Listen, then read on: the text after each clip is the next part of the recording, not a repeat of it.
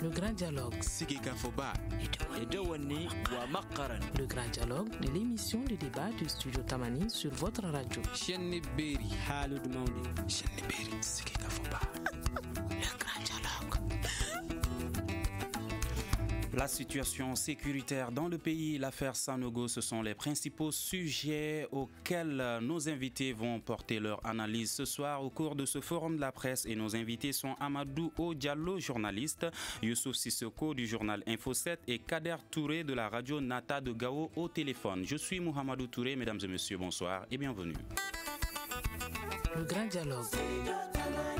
Pour cette première partie, on va commencer avec la situation sécuritaire du pays. Les drapeaux étaient en berne en début de semaine en hommage aux victimes des attaques terroristes perpétrées la semaine dernière. Le pays déplore plus d'une cinquantaine de morts civils et militaires maliens. Pour certains analystes, ces attaques sont une façon pour les terroristes de montrer leur présence, surtout à l'approche des élections. Alors, Monsieur Youssouf, pourquoi la plupart de ces attaques ont visé la semaine dernière des militaires maliens, selon vous?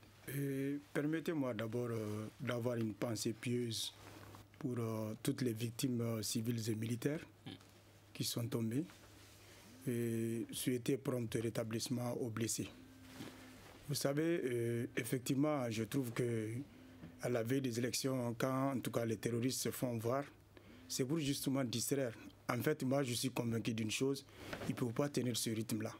Et je crois que c'est à l'État aussi de comprendre et en tout cas de répliquer. L'État doit répliquer parce que, en fait, quand tu fais une analyse, le nombre de djihadistes qui opèrent, surtout au centre et au nord, ils ne sont pas nombreux. Ils sont estimés à 500 ou tout au plus. Alors, moi, je ne peux pas comprendre qu'il y a les forces Barkhane, il y a la MINUSMA et il y a le G5 Sahel qui n'est pas totalement opérationnel. Donc moi, je me dis, effectivement, ça c'est juste une diversion et qu'ils ne peuvent pas tenir longtemps. Donc c'est à l'État, en tout cas, de mettre l'État d'abord, les FAMA en première ligne, puis les autres forces qui sont là pour la stabilisation du Mali doivent conjuguer les efforts pour très rapidement endiguer en tout cas ce fléau-là. Alors, M. Diallo, selon M. Sissoko, l'État doit répliquer. Est-ce que cela veut dire que l'État ne réplique pas?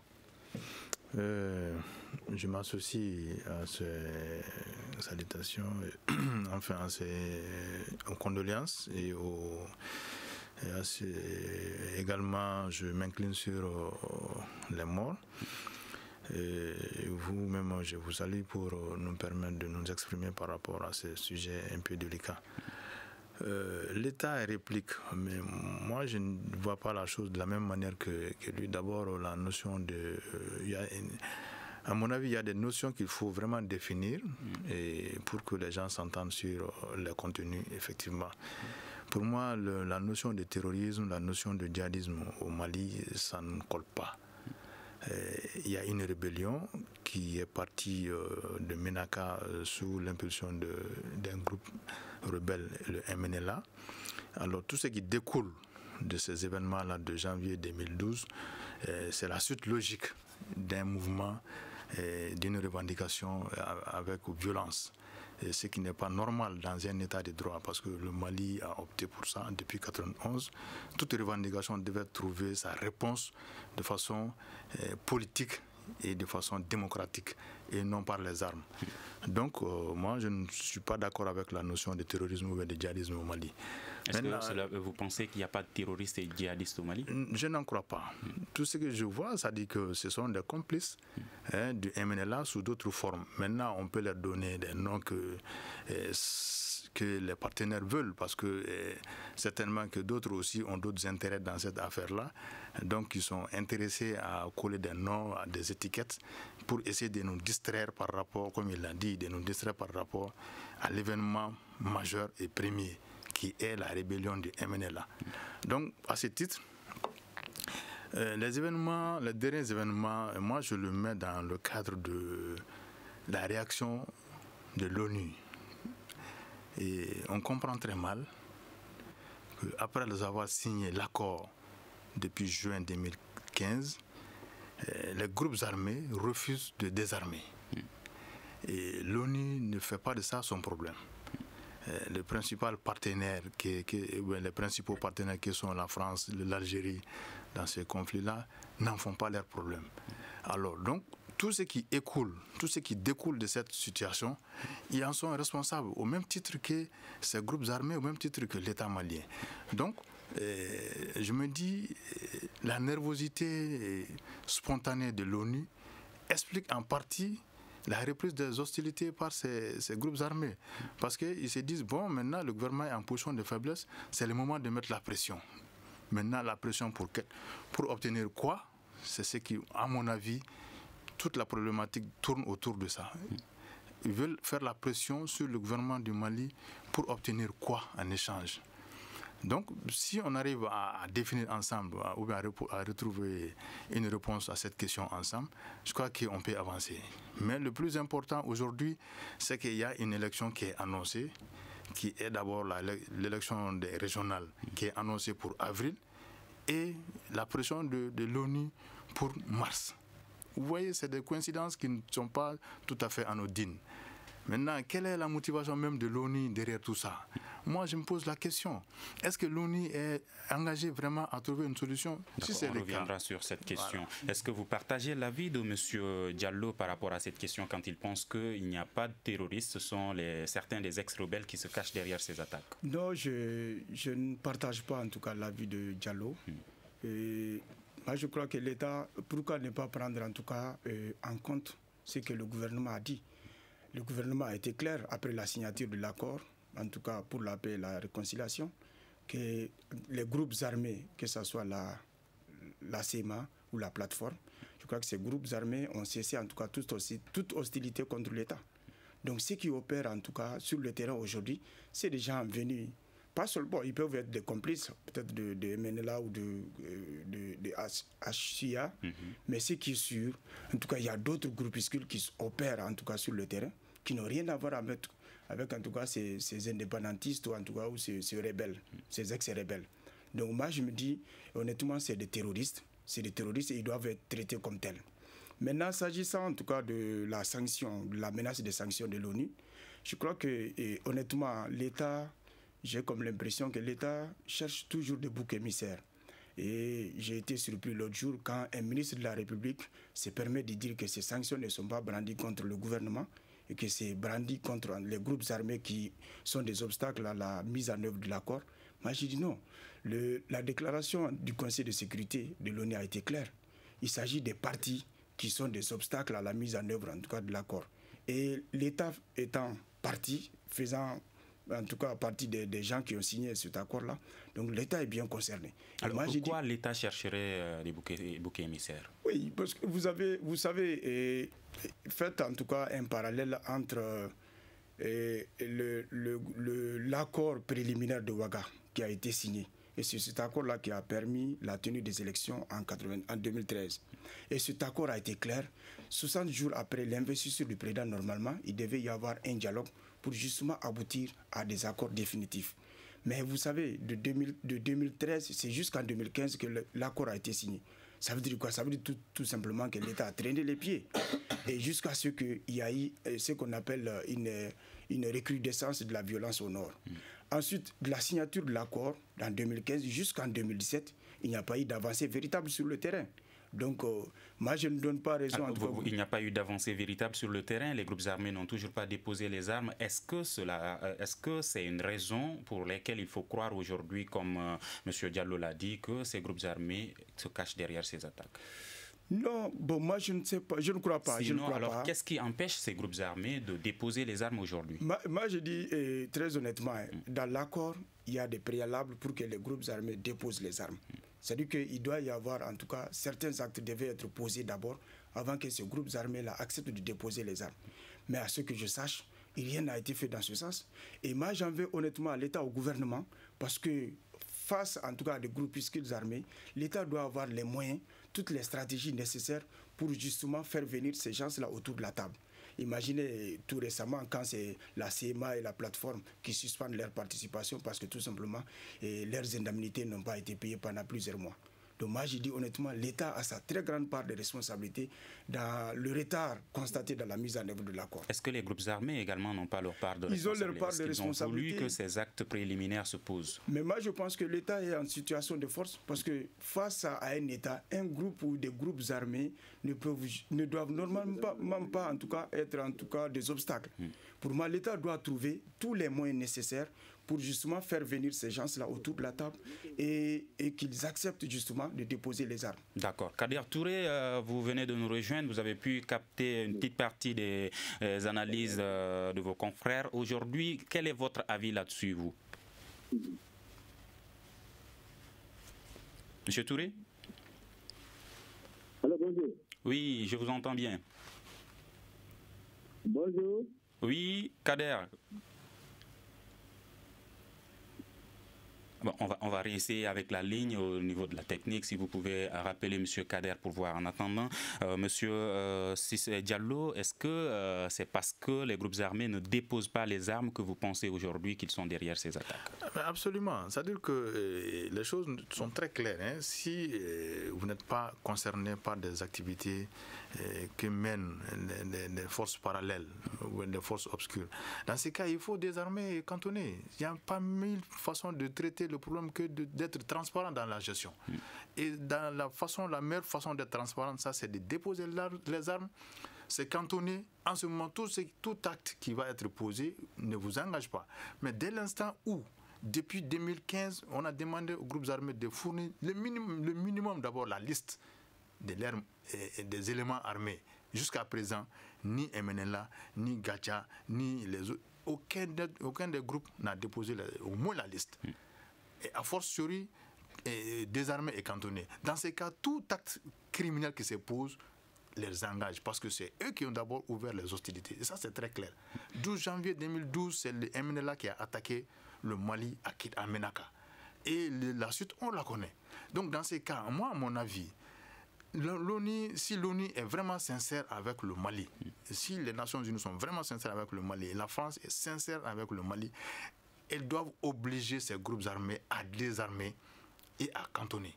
Si les Nations Unies sont vraiment sincères, le représentant des Nations Unies au Mali, la MINUSMA, a déclaré cette semaine qu'il pense que les terroristes ont peur des mesures qui sont prises, c'est pour ça qu'ils sont en train de mener ces différentes attaques. Alors, est-ce que cette déclaration... C'est une fuite en avant, et moi je dirais même que c'est une déclaration mensongère.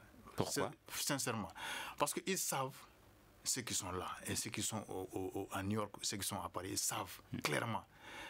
Ces groupes-là sont des alliés. Ce sont des alliés. Et ils savent leur connexion.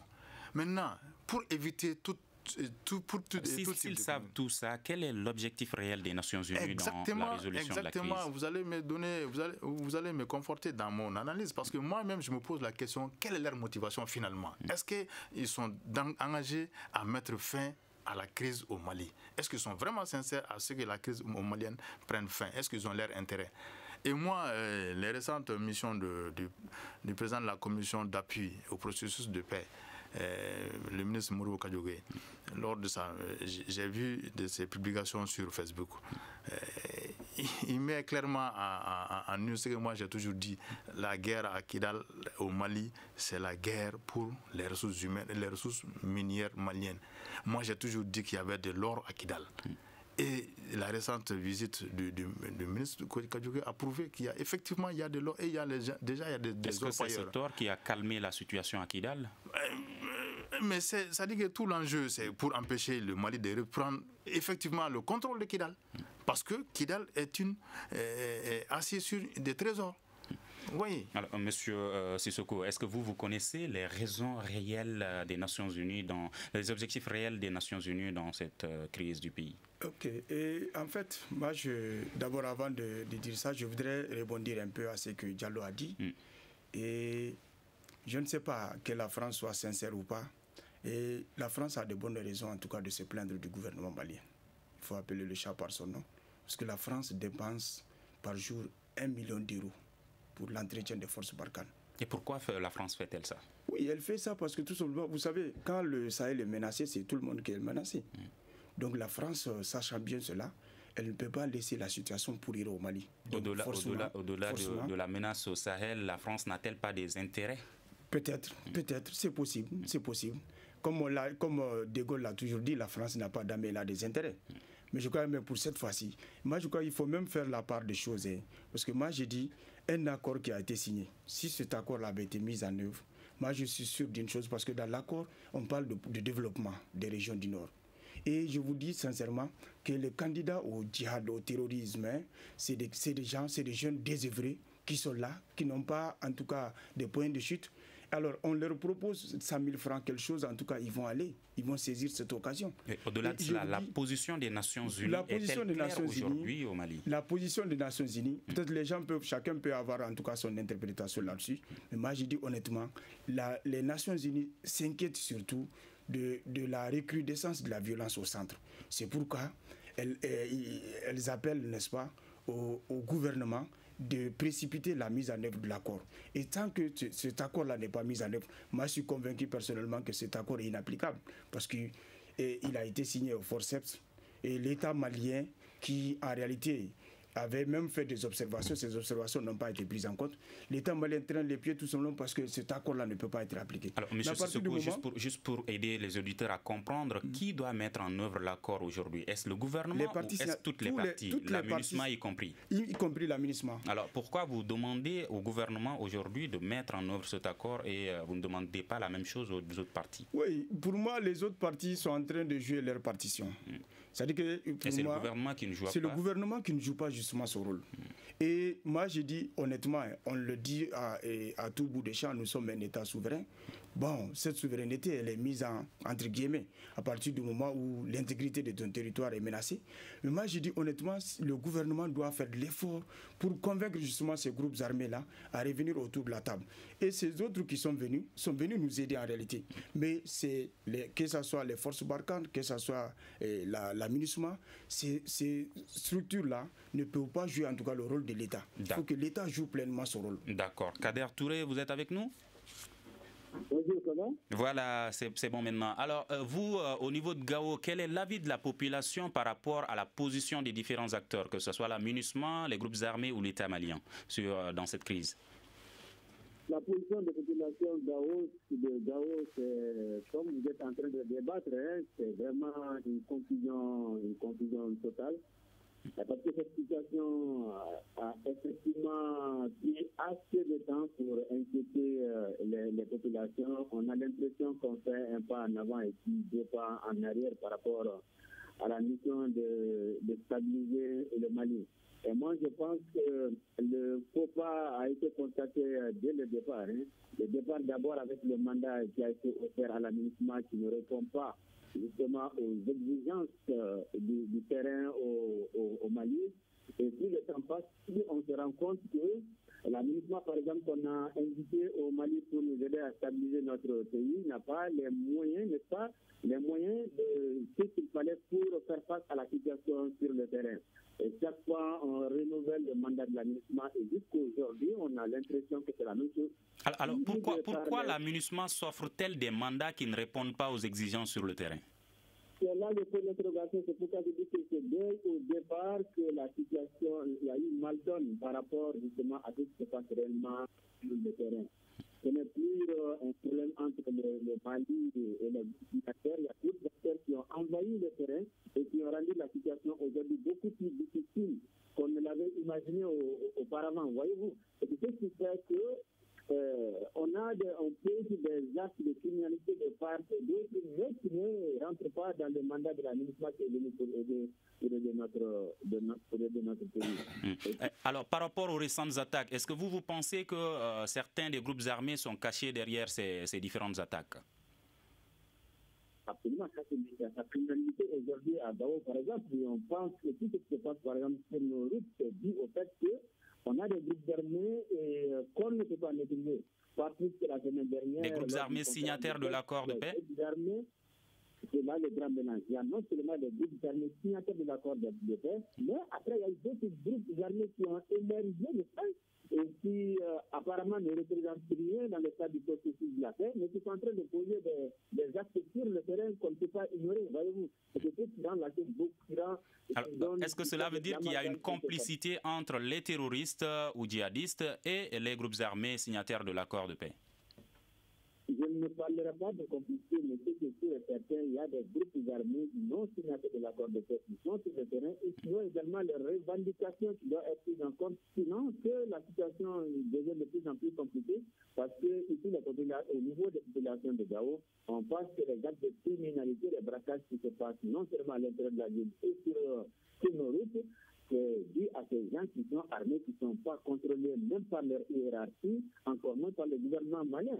Donc quand il y a des situations comme ça sur le terrain, ça va poser beaucoup de problèmes. D'accord. Alors, Monsieur Diallo, quand vous dites des groupes armés sont cachés derrière ces attaques, est-ce que vous voulez dire les groupes armés signataires de l'accord pour la paix ou d'autres? Il n'y a pas de distinction à faire entre ces groupes armés. Ils sont tous impliqués dans cette affaire. Moi, je dis et je retiens toujours. Quand on veut, on peut toujours. L'ONU, je prends l'exemple sur la Sierra Leone et la Côte d'Ivoire. L'ONU, à travers l'Angleterre, avait intérêt à ce que la guerre cesse en Sierra Leone. Les Anglais se sont donné les moyens pour imposer la paix en Sierra Leone. Aujourd'hui, il n'y a plus de problème de rébellion en Sierra Leone. C'est la même chose en Côte d'Ivoire. Les Français ont imposé Alassane Dramane Ouattara. Ils ont, à travers l'élection l'élection présidentielle, l'ONU a reconnu la victoire d'Alassane Ouattara. Les forces nouvelles n'ont pas réussi à vaincre la force de Gbagbo. Finalement, c'est la force française qui est venue à bout de Gbagbo. Quand on veut, on peut. Donc, me dire que non, ça dit que les groupes armés qui cohabitent avec et certains pensent également que les Nations Unies n'ont pu résoudre aucune crise.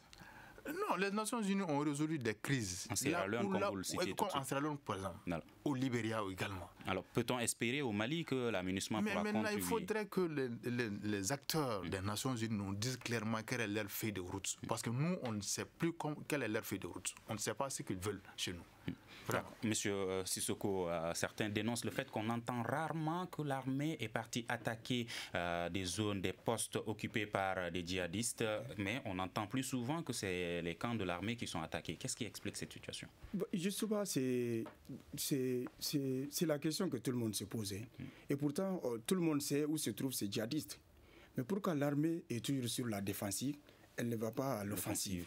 Donc ça étonne tout le monde. Maintenant, pour ce qui est de la MINUSMA, avant de continuer... Mais si tout le monde sait où se trouvent ces djihadistes, pourquoi tout le monde ne les combat pas? Oui, est-ce que les femmes ont les moyens?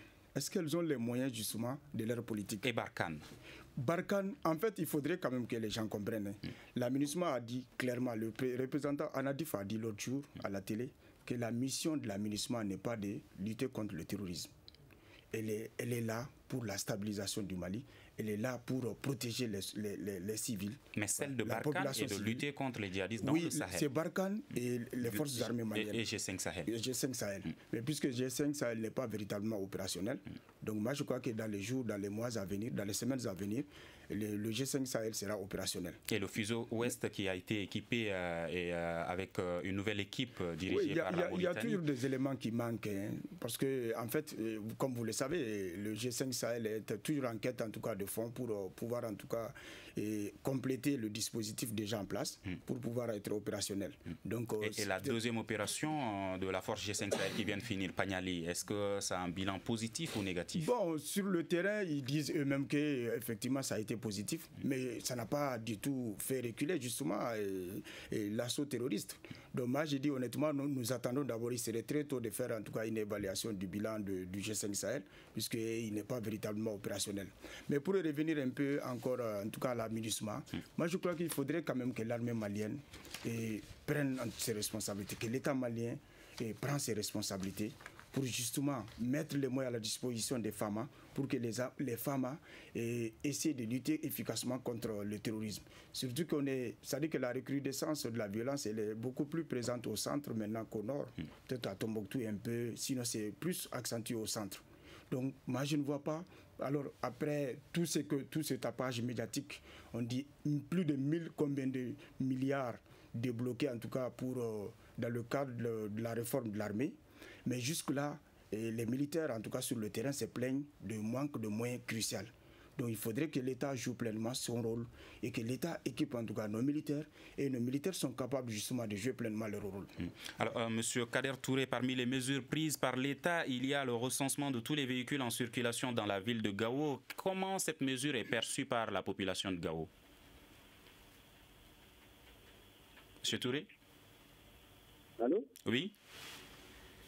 Je disais, parmi les mesures prises par les autorités, il y a le recensement de tous les véhicules en circulation dans la ville de Gao. Comment cette mesure est perçue par la population de Gao? Cette mesure a eu une adhésion populaire. Une adhésion? L'adhésion de toute la population, de toute la société civile. Le gouverneur de la région, depuis qu'il est arrivé, il a passé d'étape par étape, il a animé beaucoup de rencontres pour poser le problème, et ensemble, la décision a été prise ensemble avec tous les acteurs de la société civile, à savoir les jeunes, les femmes, les notables de Gao, l'administration, les forces armées de sécurité. C'est tous ensemble que nous avons pris un certain nombre de mesures. Depuis hier, le 1er février, tous les véhicules qui circulent dans la ville de Gao doivent être identifiés formellement, et on a pris 3 mois pour cet état de fait. Et tous les véhicules qui vont circuler dans la ville de Gao soient identifiés. Ensuite, à partir du mois de mars, ça va durer février, mars, avril. À partir du mois d'avril, il y aura un contrôle systématique. Un contrôle systématique de tous ces véhicules qui vont circuler, et les véhicules qui n'auront pas été identifiés vont certainement avoir des problèmes. Et ensuite, il y a des fouilles à tous les niveaux et en tout temps, que ce soit de nuit ou de jour. Les véhicules peuvent être arrêtés et fouillés par les forces de l'ordre de sécurité. Je dis que c'est une décision qui n'a pas été seulement prise par les autorités, mais c'est tout le monde ensemble, après avoir multiplié beaucoup de rencontres, que le gouverneur a pris la décision et qui est rentrée en vigueur à partir du 1er février. Alors, M. Diallo, est-ce qu'il faudrait élargir cette mesure dans tout le pays, surtout au nord du pays, où on va voir beaucoup de voitures qui ne sont pas immatriculées ou même qui ont différentes immatriculations, même pas celles du Mali? Oui, cette mesure-là, je crois que si je suis d'accord avec mon confrère Sissoko, c'est par rapport à ce thème. Parce que moi-même, je comprends mal comment même des officiers maliens à Bamako ici qui circulent dans des véhicules non immatriculés, des CH. Et j'en ai demandé aux policiers, j'ai dit mais pourquoi vous laissez ces véhicules circuler? Parce que c'est des véhicules anonymes finalement. Et surtout, le plus souvent, on rencontre des véhicules comme ça avec des vitres complètement fumées. Et ça, c'est encore plus grave. Mais ça circule. Donc, ici, il faut vraiment lutter contre ce phénomène et même dire aux officiers, si vous n'avez pas les moyens de dédouaner vos véhicules, garez-les. C'est d'abord votre propre sécurité. Parce que tout le problème qui se pose aujourd'hui, les attaques, c'est d'abord les militaires qui sont les premières victimes et certains civils qui se retrouvent entre les mailles. Donc, moi, je me dis, c'est une question de mesure de sécurité nationale et qu'il est nécessaire, même pas de l'élargir, mais de l'imposer. De l'imposer d'abord, que les militaires eux-mêmes s'imposent cette mesure-là d'abord à Bamako, et on va étendre le reste. Maintenant, ce que je vais ajouter par rapport à cette situation. Moi, je me dis, les pressions des groupes armés et de l'ONU, on est en période préélectorale. Comme ça s'est passé en Côte d'Ivoire. On a maintenu la pression, on a maintenu la situation jusqu'à pousser Gbagbo à la porte. Est-ce que ce n'est pas le même scénario? Est-ce que ce n'est pas la même feuille de route que les Nations Unies, les Français et certains hommes politiques maliens ont contre le régime? Et si c'est le cas... Et qui est-ce qu'ils veulent pousser jusqu'à la porte? Le président de la République, Ibrahim Boubacar Keïta? Et quand on demande dans la rue, bois à blanc, Mais il y a certains qui disent également « bois quoi ». Oui, mais bois à blanc. Pourquoi? Qui veut dire en français papa, il faut lâcher. Il faut lâcher. Bon, pourquoi? Moi, ça dit que j'ai fait des liens entre toutes ces informations. Je tire souvent des conclusions. Je me dis, est-ce que ce ne sont pas des choses liées? Voilà. Est-ce qu'ils ont raison de dire, de demander à papa de lâcher? Ils n'ont pas raison, malheureusement. C'est une compétition. D'accord. Monsieur Sissoko, est-ce que vous pensez qu'ils ont raison? Raison ou pas, je crois que les gens sont libres de dire ce qu'ils pensent. Honnêtement, on est en démocratie, il y a la liberté d'expression. Il y a des groupes, en tout cas, ou des associations de la société civile qui sont arrivés à la conclusion que bois a échoué. Et donc, ils sont dans leur droit en tout cas de demander bois à blanc. Maintenant, pour parler en tout cas de la mesure par rapport aux véhicules non immatriculés, je dis que c'est une très bonne chose. Et ça doit être élargi en tout cas sur toute l'étendue du territoire, en tout cas sur le territoire qui est encore sous le contrôle de l'État. Parce qu'effectivement, c'est une insécurité, puisque, imaginez, il a si bien dit, les véhicules, en tout cas à vitres teintées, on ne sait même pas ce qui se trouve dedans. Et très généralement, c'est les porteurs d'uniformes qui sont propriétaires de ces véhicules-là. Justement, pourquoi l'État ne peut pas exiger à ces porteurs d'uniformes d'être en règle? Bon, c'est une faiblesse de l'État. Honnêtement, c'est une faiblesse de l'État. Et j'ai dit, en plus même de ça, quand tu regardes ce qui se passe dans les camps militaires, c'est étonnant. De l'électricité, l'eau qui est en tout cas utilisée souvent de façon abusive. Donc moi, j'ai dit, un État fort doit mettre fin à tout ça. C'est en mettant fin à tout ça qu'on pourra justement trouver des solutions. Toutes ces questions. Alors, voilà. La situation était plus inquiétante au nord du pays. Aujourd'hui, selon les Nations Unies, selon les organisations et beaucoup d'analystes, elle est plus inquiétante au centre du Mali. Est-ce qu'il faudrait craindre également que ça n'arrive pas au sud? Est-ce que ce n'est pas arrivé au sud déjà? Parce qu'il y a Ségou déjà qui est concerné par en tout cas cette recrudescence de la violence. Et il y a peut-être Sikasso aussi. À un moment donné, vous vous rappelez, il y a eu des attaques à Sikasso, dans certaines parties de Sikasso. Donc moi, j'ai dit honnêtement, c'est dû, en tout cas à mon avis, à mon humble avis, c'est dû en tout cas à l'État. L'État ne joue pas son rôle, puisque aujourd'hui, quand tu regardes la situation sociale dans le pays, franchement, des jeunes qui sont en manque, qui n'ont pas d'emploi, des jeunes qui sont là désœuvrés, et tu ne peux pas proposer à ces jeunes-là, en tout cas 100 000 francs, 200 000 francs, qu'ils ne vont pas saisir cette occasion. Donc moi, j'ai dit honnêtement, il faudrait que l'État propose quelque chose, en tout cas des alternatives crédibles contre le chômage, lutter contre la corruption. C'est-à-dire que l'autorité de l'État s'exerce véritablement pour mettre fin. Et je vous dis sincèrement, ces jeunes qui sont en tout cas au centre, qu'on appelle des djihadistes, des terroristes, franchement, c'est des jeunes peut-être qui sont avec nous, qui n'ont pas d'emploi, qui n'ont pas, puisque au centre on dit aujourd'hui que l'État est absent. Il n'y a pas de perspective, il n'y a rien. Donc les gens vont s'adonner forcément à ça pour avoir en tout cas leur pain quotidien. D'accord. Vous pouvez réagir à toutes ces informations sur notre page Facebook ou notre compte Twitter ou encore sur nos répondeurs à travers ces deux numéros, 75 84 11 11 ou 75 84 12 12. Vous écoutez Studio Tamani, votre avis nous intéresse. Écrivez vos commentaires et suggestions sur la page Facebook et dialoguez avec nous. Studio Tamani, c'est aussi les réseaux sociaux. Alors, il nous reste une dizaine de minutes pour parler du procès Amadou Aya Sanogo et co-accusé. Le général Amadou Aya Sanogo reste toujours en prison. La justice malienne a rejeté vendredi dernier la demande de mise en liberté conditionnelle introduite par ses avocats et certains de ses co-accusés. Toutefois, deux d'entre eux ont été relâchés. Il s'agit des généraux Daïrou Dambélé et Yamoussa Kamara. Alors, monsieur Diallo, certains pensent qu'il y a des non-dits dans cette affaire de Sanogo. Bon, des non-dits, moi je ne dirais pas des non-dits, mais seulement je me dis, bon, on est dans un état de droit. Alors, moi-même, je ne suis pas, bien vrai que j'ai mon sentiment par rapport à tous ces sujets que je garde pour moi-même, mais je me dis, dans un état de droit, il y a des libertés à respecter. Alors, normalement, si on ne peut pas les juger, on doit les libérer, ne serait-ce que les mettre peut-être dans des situations de surveillance. Mais les retenir en prison aussi, ça c'est contre. Une violation de leurs droits. C'est une violation de leurs droits, évidemment. Maintenant, peut-être ce que j'ai appris comme information concernant le cas personnel de Sanogo, certains m'ont dit que lui-même, il aurait souhaité rester en prison tant que tous les autres ne sont pas en liberté, même provisoire. Donc, est-ce pour se protéger? Bon, mais il est bien... Ou il est plus à l'aise en prison que dehors?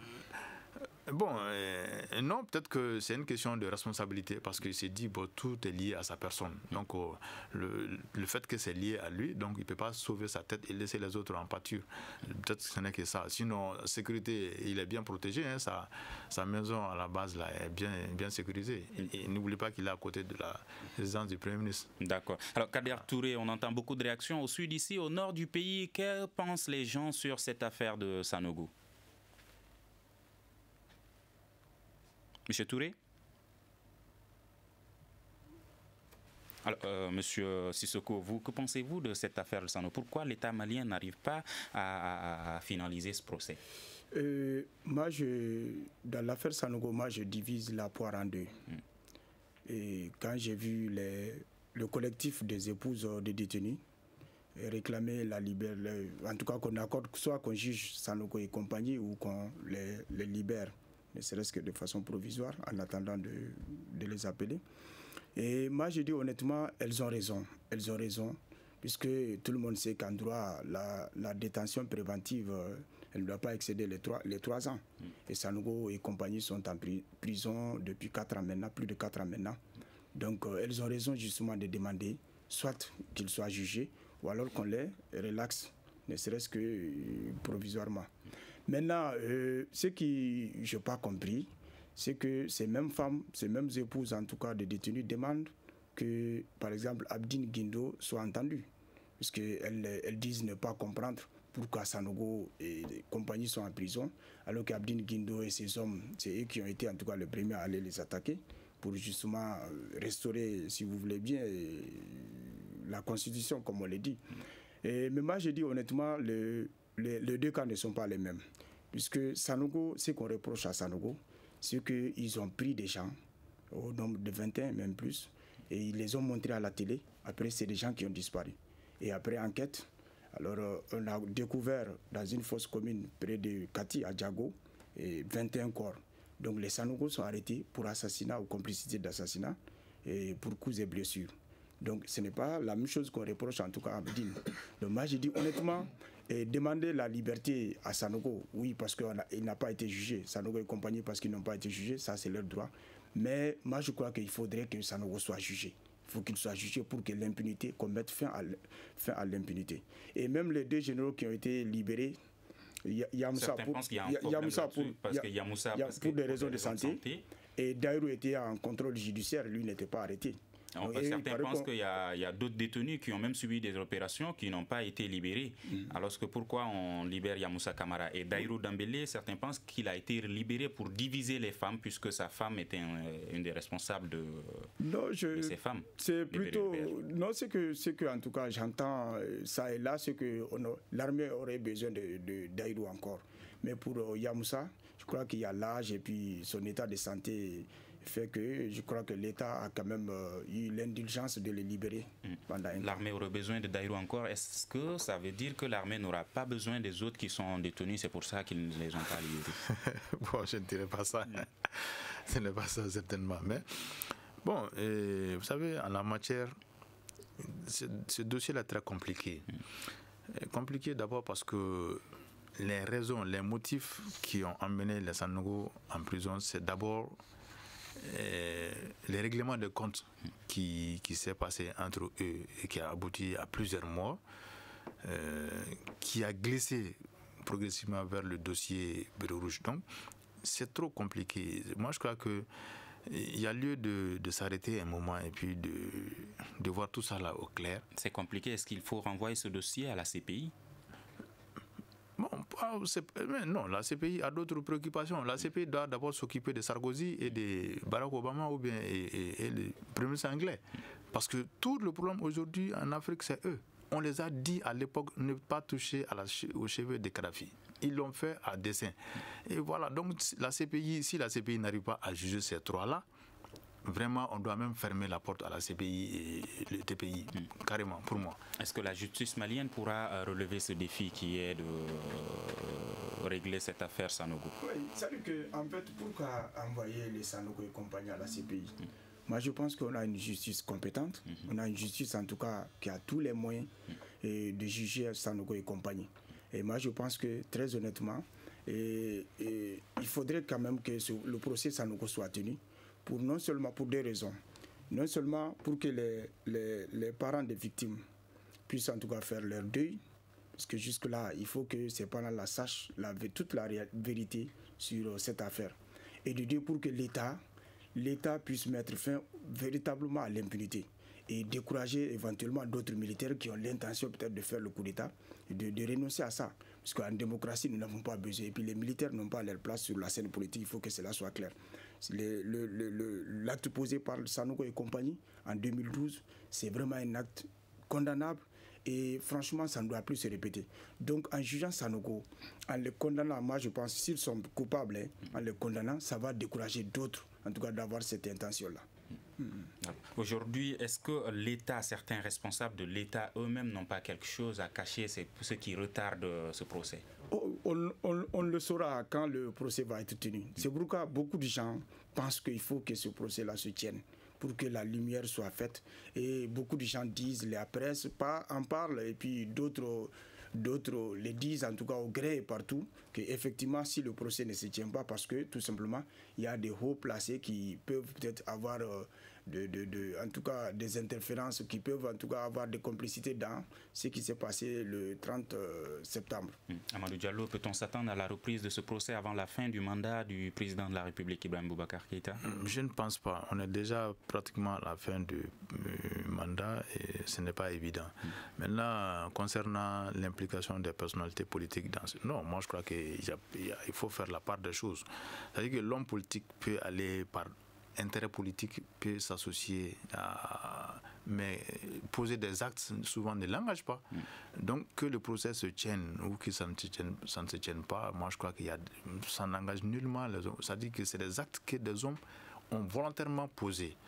Et en toute responsabilité, ils vont être interrogés par rapport à ces dossiers, mais pas par rapport aux dossiers politiques, aux relations politiques, aux alliances politiques. En ce moment, ça serait un procès politique. Et ça, ce n'est pas possible. Voilà. Il nous reste 2 minutes pour parler un peu encore de la situation sécuritaire avec l'affaire Anthony Fouchard. Que pensez-vous de ces sanctions prises contre Anthony Fouchard? Je suis peiné en tant que journaliste de parler de ces dossiers, mais en tant que citoyen, je pense que c'est une bonne décision. Parce que nos confrères outre-Atlantique n'ont pas de respect pour nos pays.